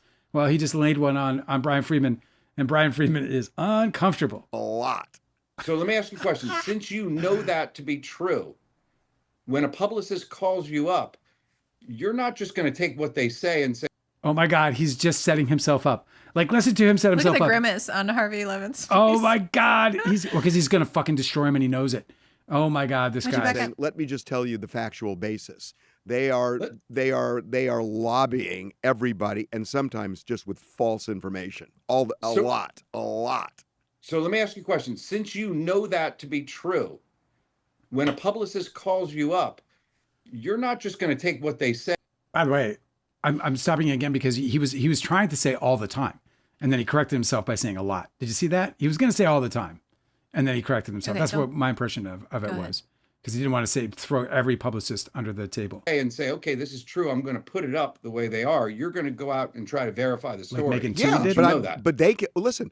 And sometimes, I'm not saying they always do things that are unverifiable. That's not true. And sometimes what they tell you is from their side, and they'll make an allegation that really hurts the other side, but they can get it out there. Now, if you're a news outlet and they make that kind of allegation and you call the other side and they just don't want to comment or whatever, and a lot, and it has to be case by case, but those things get out, and whether they get out by us or somebody else, they get out. And when you talk about getting frustrated with bad information, we've seen things that are just crazy that get out there. And I'm not saying we're immune from it at all. I'm not acting like a knight, in shining armor here, because I admit to you, we screwed up the appeal story. I absolutely admit that to you. So I get it. But I am telling you, it can be a really dirty business. He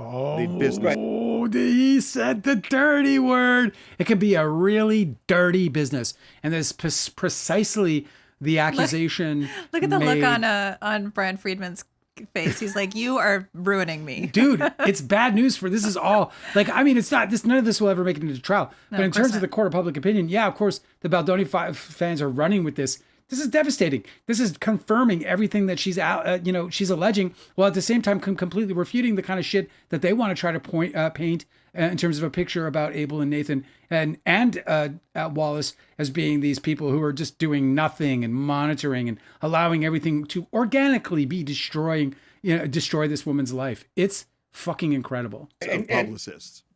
Right. I understand that. But if that's the case and reputable outlets, whether it be TMZ, whether it be Deadline, whether it be any other publication, they would know that that's what happens. And they would want to make sure before they put out their own story that story is truthful and accurate, or as accurate as it can be. And you want to know the truth. Did you just hear what he said? He said that about TMZ and Deadline, and then sued the New York Times. Yes, right. And tried to paint Megan Twohey as some two-bit gossip columnist who completely distorted and cherry-picked texts and facts in order to create an article that disparaged and defamed his client, Justin Baldoni. In the one fucking breath, that's what he's saying. And on the other hand, he's out here right now on this fucking show saying, as a matter of protocol, as a matter of industry standard, he's saying it is common or expected that these journalists would verify their facts before they publish them. So I guess that whole lawsuit was fucking bullshit. Joke. It's incredible to me. Incredible. These guys talk out of both sides of their mouths. It's just unfucking believable. This is the dirty little secret. Yeah, you're right. But guess what they're looking for? They're looking for content, because if you don't put content up, you don't have a business. So then the question becomes, when is the content verifiable? And it depends on the outlet, and even within the outlet, the people who are working on a story, on what happens with that. And there are some outlets that play much faster and looser than others. And in our climate, you get something up somewhere and it gets picked up everywhere. So they know that game. And that's the way it works. And yeah, maybe they'd prefer it to be, say, on TMZ than, I don't know, another place that they're thinking of. But if we won't do it, they'll go to the next place and the next place, and they'll eventually get it up somewhere. And we see this all the time, Bryan. So I think that's very interesting, because obviously what he's talking about is clearly they're constantly trying to, they're going to try until they get the seed they need.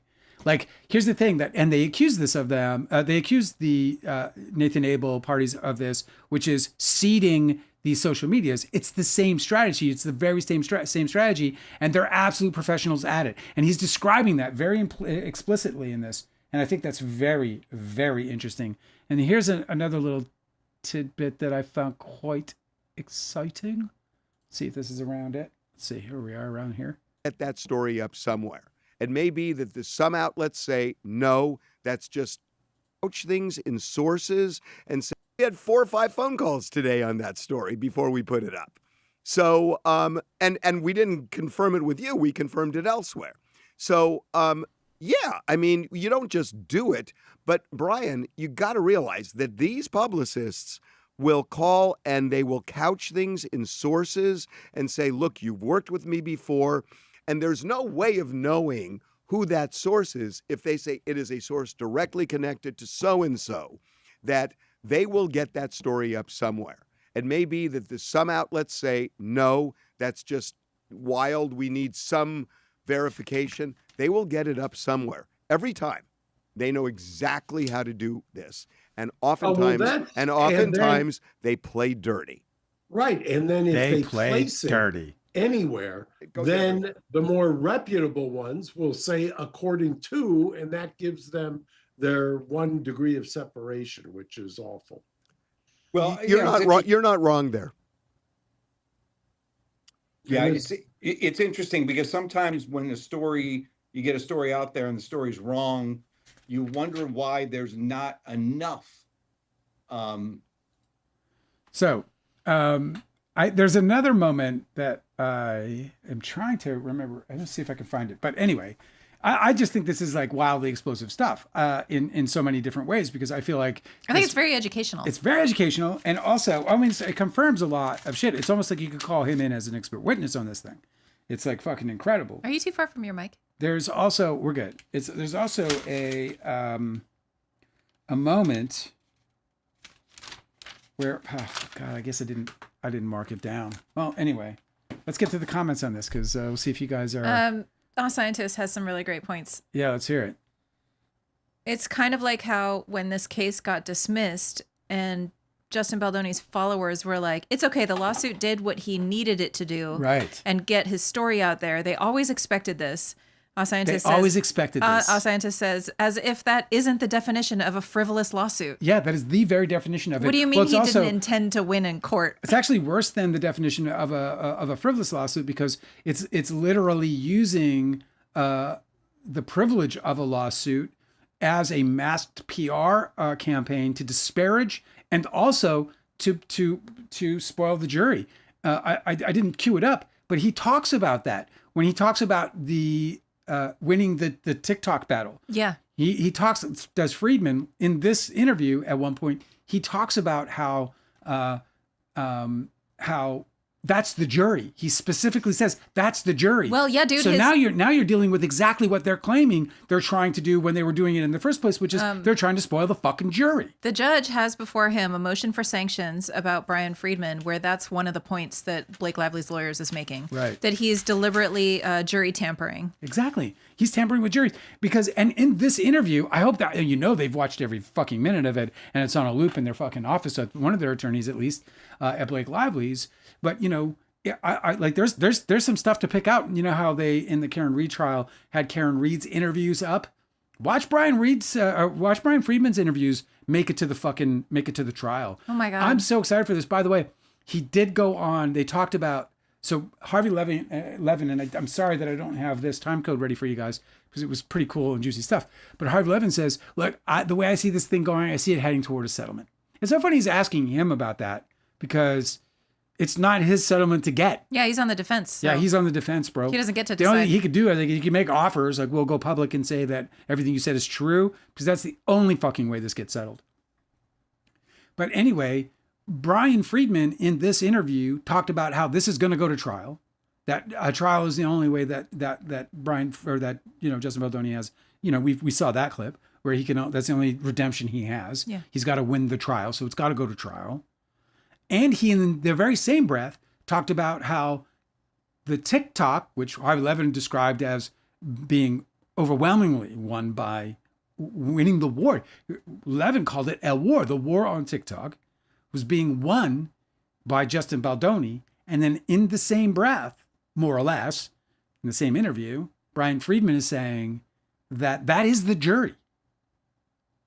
So it really puts their motive on display for putting that website out.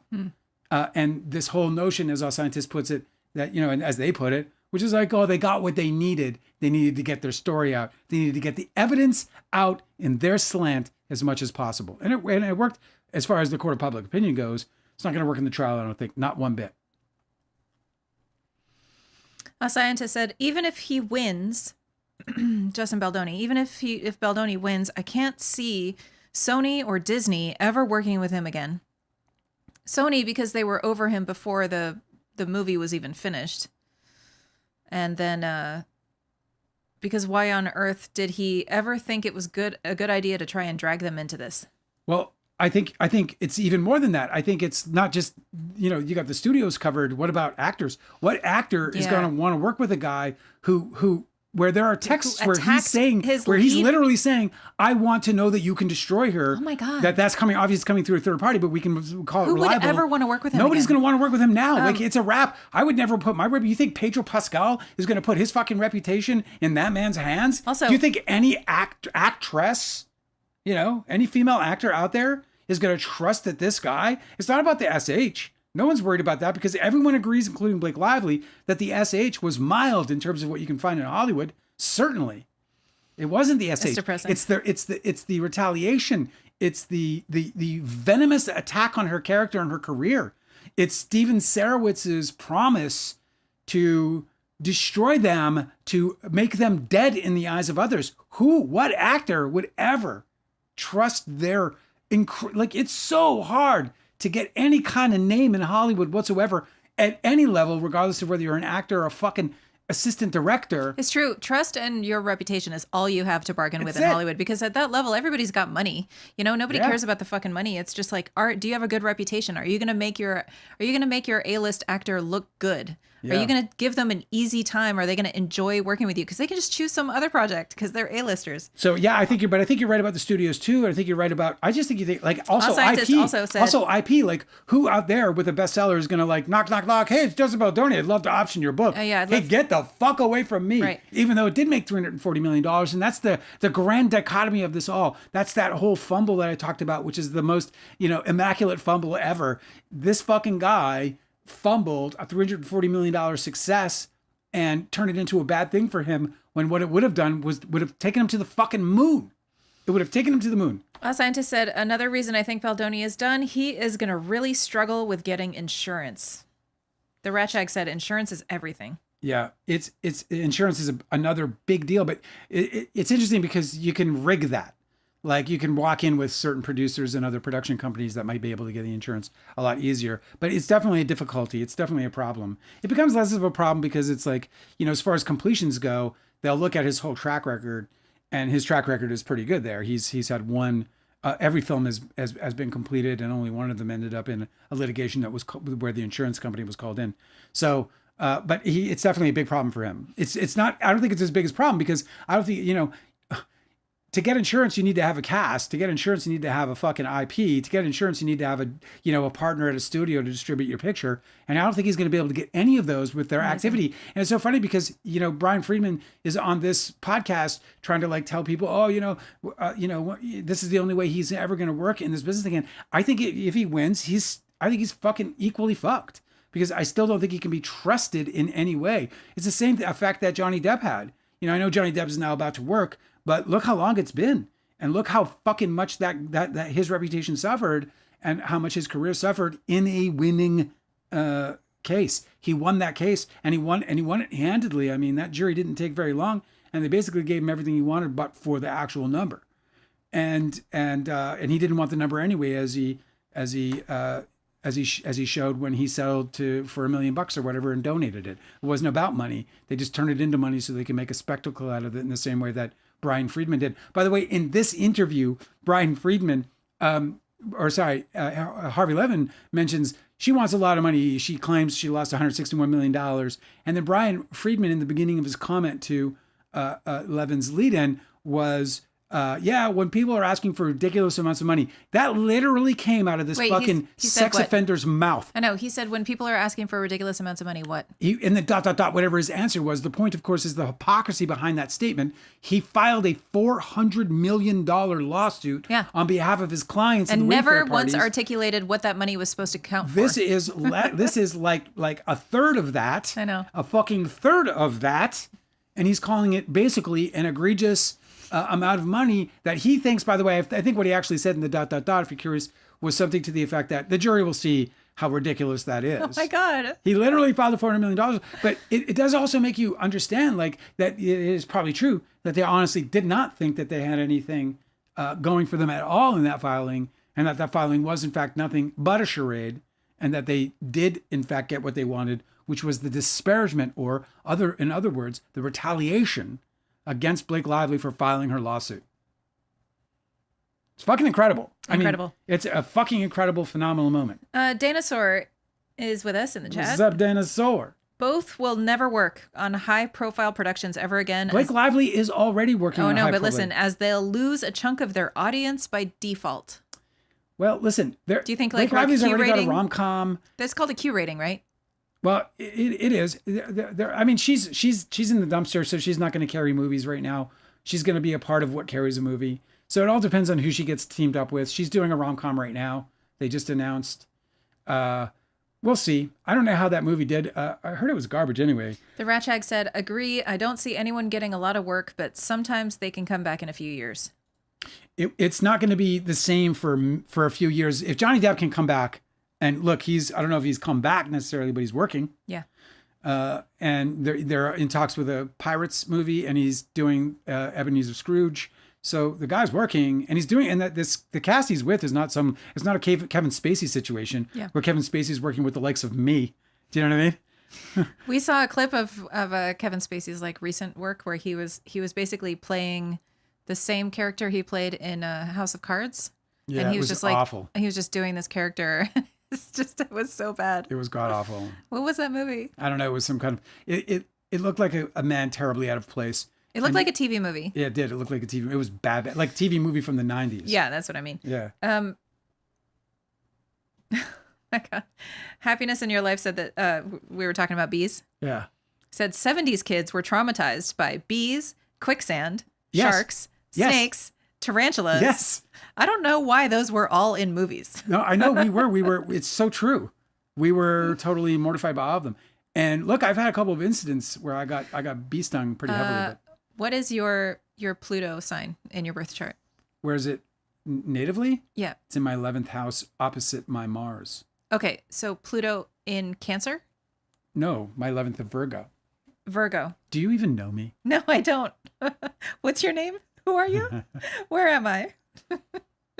If you don't know my chart. Okay, let me just see, because I'm trying to. It will break You know my how I was heart. saying earlier that like Pluto signifies collectively what we fear, and so wherever it's placed for the 15 or 20 years that it's in a sign is what is the trend of like horror movies and like just generally what we're afraid of. Is your 11th house Cancer? My 11th house is Cancer. Yeah, that's because why. I know that. You see.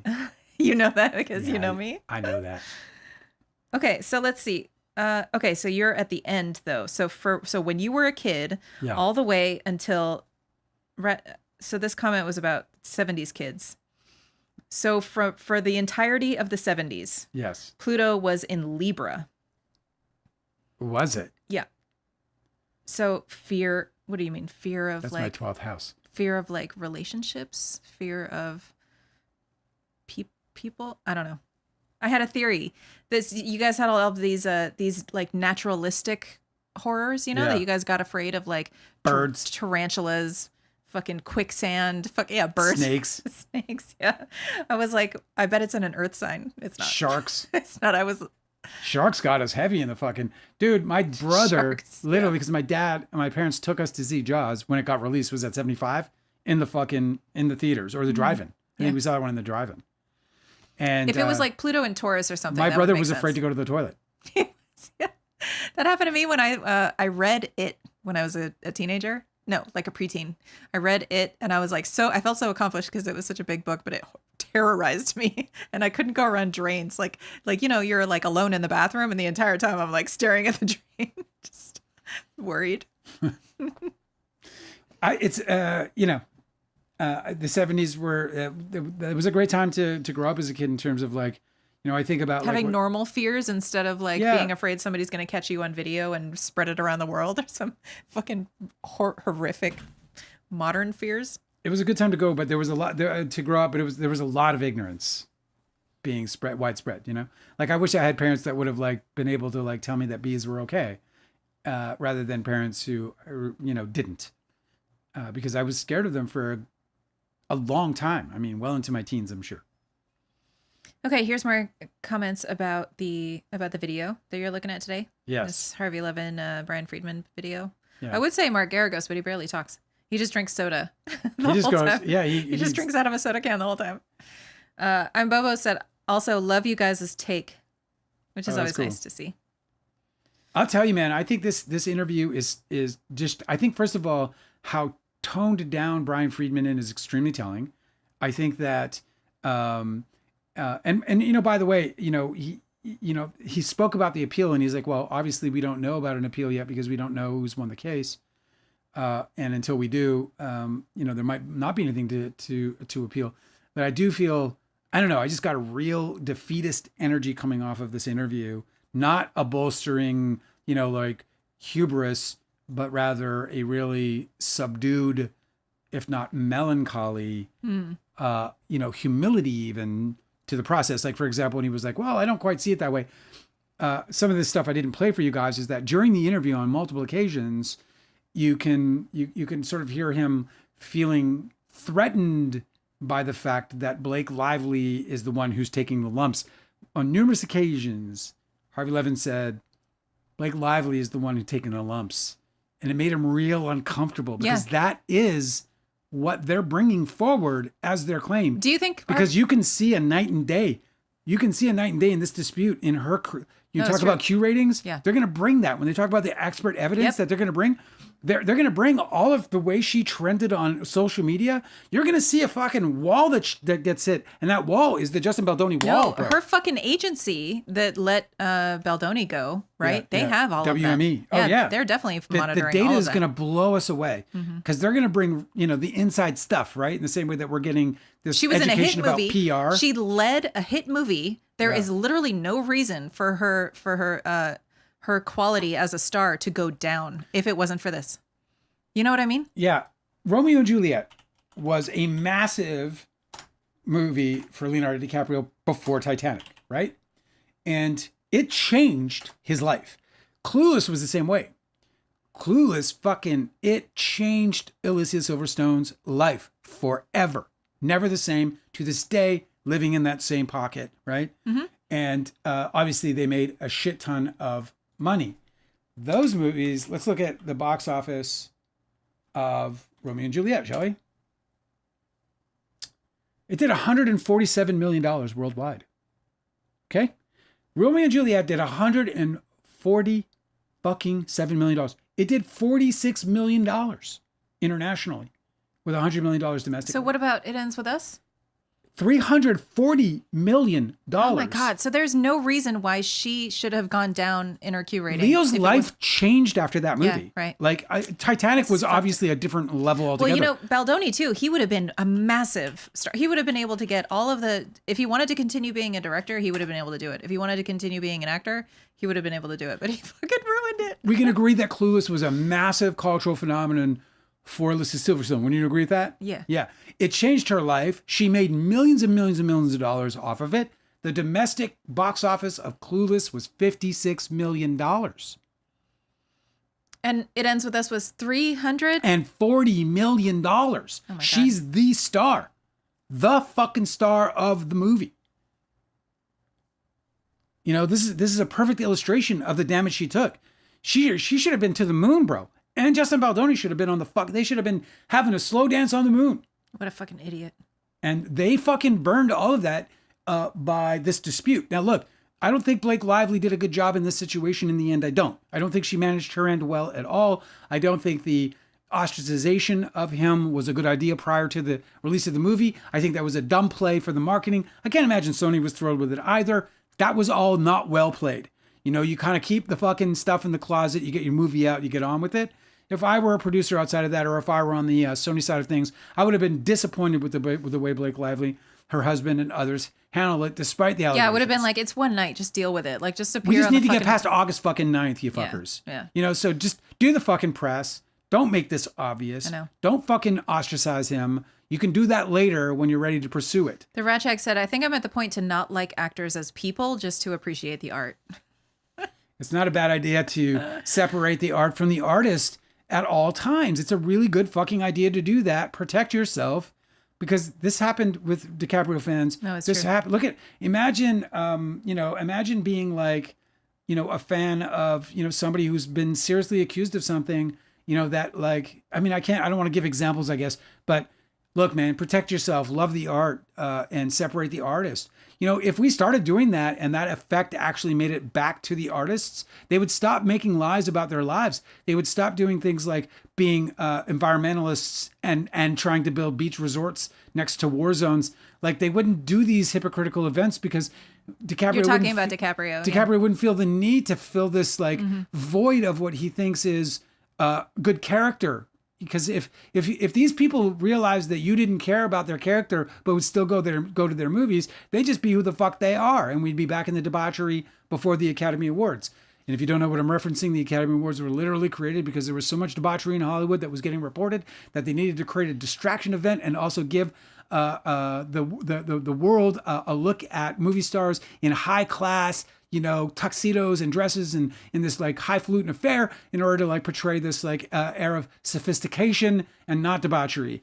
And we'll go back to that, and I'll be like, yeah, let's do it. Let's go back to that. We'll just fucking drink root beer and watch movies. Let's do it. I want to get through this chat. I know you want to leave early tonight. Let's go.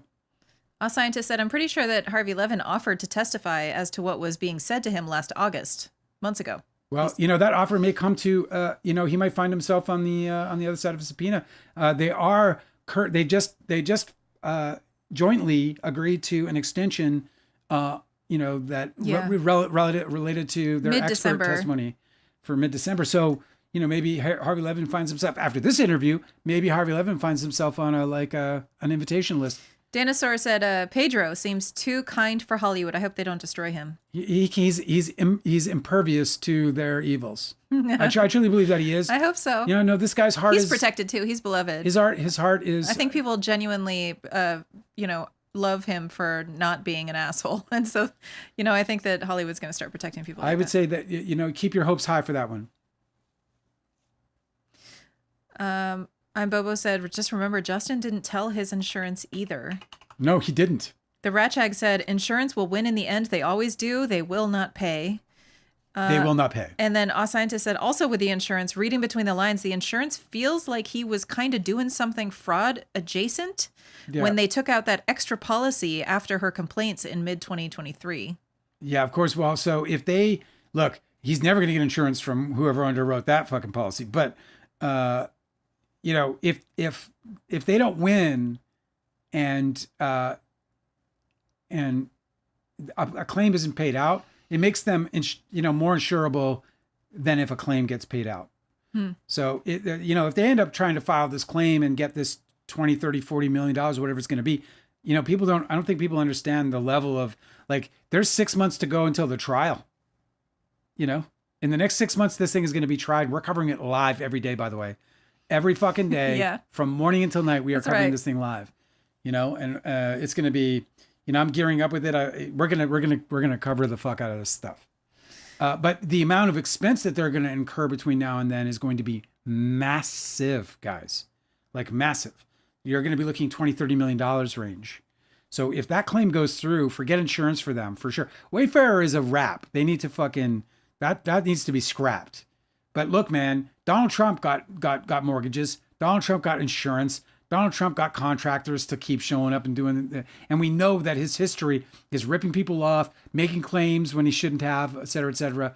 So, money has a way of persuading, of being very persuasive. Scientist said there's also a whole lot of shit that you can find without even trying, of stuff that's come out of Baldoni's mouth that would be everywhere if Lively was doing a smear campaign on him. I've been saying this from the beginning. Yeah, you can tell that there's only one side doing a smear campaign, because why was it that it was like halfway through this whole thing that I discovered that he admitted to not taking no for an answer in an interview from women? Yeah, the only smear campaign that they're trying to cling to is the New York Times, a protected article under the CRD guidelines. It's protected. So what they want to call a smear campaign is her asserting her right to speak publicly about her claims. It doesn't matter. Like, if she gets proven, the risk, by the way, everyone's like, oh yeah, you want to fucking blah, blah, protect Blake Lively. Look, dude, that's a risk on her own right. Like, if you make a claim, the Michael Pitt case is a good example. I mean, we don't know what's happening with it yet, but she made these very serious claims. There was even an arrest in the case. And then all of a sudden, now there's some evidence coming out that really throws into doubt whether or not this woman is being authentic. And if in fact it's true that she hasn't been authentic, then that claim that she made, that press that she put out there, that's going to come back and fly into her face. And it would do the same for Blake Lively in the situation. Yeah, that's right. Clearly. Kindly DiCaprio said, you would have made a very good Josh in Clueless. You're the right type, same type as Paul Rudd. I think I would have done okay, but I'm so glad Paul Rudd got it, because that was what we discovered. That's what discovered him. And, maybe it had been discovered anyway, but he's really one of my favorite guys in Hollywood as far as actors go. I just love the guy. So I'm kind of glad he got it. I had a different destiny, and I'm starting, I think, more and more to really, truly embrace what my destiny is. To take Leonardo DiCaprio down! To take him all the way down! Kindly DiCaprio also said, do you think that you'll make a movie or a short film in the upcoming year? As I've watched all your films and I want another. Well, thank you for that. No, I want to so badly. God, I want to so badly. But I'm going to be doing something. I don't know what it is, man. Angela hit me hard with the childhood memoir. I'm going to do something. I mean, it aches inside of me. And look, right now I'm trying to stabilize financially. So I'm trying to get this channel up, and I want to get to the point where we can have things like sponsors and where we're monetized so that whoever gets ads fed to them will get paid for them. That's kind of my focus right now, because, we're trying to stabilize and create, the foundation for me to be able to do something more artistic. I want this channel to ultimately, like, my dream for this channel, or for whatever channel in the future might accommodate this idea, this dream, is to have a production company done by the support of the ad money that we get. What's his name? Andy Signor, Popcorn Planet, they have like 1 million subscribers. That's like $1 million a year. I can make a movie every year with that money and still, like, live my same very humble lifestyle, which I prefer. Yeah. So, like, I also have that sort of bigger dream that this channel could be so large that just, and like, I mean, and we have less than 700 subscribers. Like, who the fuck are you? It took Mr. Beast. Is that his name? Mm-hmm. It took that fucker 2 years to get to 1,000. So we're beating him. Everything indicates that we're doing it right. I think you're much nicer to hang out with too. Everything indicates that we're doing this thing right. Like our little that chats guy's kind and of like, have you ever seen him smile? Mr. Beast? Yes. I've never saw any of his content in my life. He smiles here, but he does not smile here. And it gives me that kind of like, the uncanny valley effect where you're seeing something that's supposed to be. I'm trying to do it right now. I know. See? Yeah, you look just like him when you do that. What I mean is Mr. Beast here. the uncanny I'm going to valley. give you $300,000 to put your scrotum in this grinder. That's what it's like. Do you know about the uncanny valley effect? What? Uncanny valley. No, I don't know what that These is. scientists, they did a study where they got a bunch of people and they showed them images of humanoids, right? So it'd be like human. Here's a picture of a human. Here's a picture of something that kind of resembles a human. Here's something that like is more distorted and doesn't really resemble a human anymore. And so they charted their level of distaste for the thing, right? For their dislike, their disapproval of the picture. Yes. And so the uncanny valley is literally when the chart, right? So you're going and are you listening? Yes. So it's a chart. Yeah. And so this is their approval line. So when they were shown pictures of humans, they were fine. They approved. Everything's good. As soon as they started showing pictures of people that looked slightly like slightly not human, kind of human, but like something was off. Like a little nub There was like on the end of their spine or something? No, it was just Oh. like something about their face was like just I haven't seen the pictures that they Okay. actually showed them, but it's fascinating. But anyway, the chart of approval dips all the way. Wow. And it makes a valley, and then It's so fucked up. and then when they start showing something that is more illustrative and less human, it goes back up to like that's fine. Oh. So what they think is with these people, there's also there's always like a bunch of psychologists who see everything in terms of our evolutionary development, Right. and they think that early humans were constantly at war with other human type species, and they were constantly battling. So if you're hanging out with all of your other human bros, okay, and then something comes over the fucking ridge that looks kind of like you but isn't you, you know you're going to do battle, and that we still carry that today. So now whenever you see somebody that looks a little bit fucking off, like maybe their human suit doesn't fit quite right, like fucking Mark Zuckerberg, or like, you see fucking Mr. Beast who smiles with his mouth but not with his eyes, you're like, ooh, it's like really eerie. It turns people up. I know, of course. That was one of the reasons why I can't remember whether it was Robert Zemeckis or whoever did that. It was an animation, but they tried to make it look really human. Stop doing that. It was the Polar Express movie with Tom Hanks. Yeah. But they animated him, but it looked just like Tom Hanks. Yeah, it was like they do it like the old Bakshi style where they Yeah. like paint over the Yeah, but it was like it looked like an animated feature, but everybody kind of was supposed to look human. Yeah. It's like a Beowulf. Audiences do not like that. They like cartoons that look more like cartoons than humans, but they do not like cartoons that look like humans because of the uncanny valley effect. Yep. Anyway, I think that you're going to be more famous and rich than Mr. Beast because he looks fucking weird. There's something off about him. Somebody Dinosaur asked, was it similar to your lawsuit, and will you ever make a movie with Artie Robb? I'd make an Artie Robb movie tomorrow. If he called me up and said, let's make a movie, I'd make a movie with him tomorrow. I'd write one for him. I would make something he wrote. I would do anything with that guy. And he's really fucking made me mad, but I'm a fucking bigger man than that. And he's never done anything that I think he meant to do. I don't know. It's such a difficult situation, but yeah, I would do that. Guys, the fucking Eagles are going to take the field here in a minute. I can't stand how much I fucking enjoy my time with you. I really can't stand it. It's just, it drives me fucking crazy. You love it. But I do. I love it. It was really fun to hang out with you guys. I hope you guys were entertained by our breakdown of that video. I think that video is extremely interesting. Victoria's with us, and she says that Bryan made it clear that he was definitely going to a verdict. Well, he doesn't get to decide. Well, I wish him luck. Like if Blake Lively wakes up in the morning and decides this case is over, it's over. He doesn't get to do anything. All Bryan gets to do is sit there and answer. He gets to answer the motions. He gets to answer to the judge. He gets to answer to a jury. Delicate's That's all he got a gets to great do. response to this. The lawsuit is also a way to continue to harass and silence, which is what men do all the time to women. Correct. Anyway. Yeah, there's that.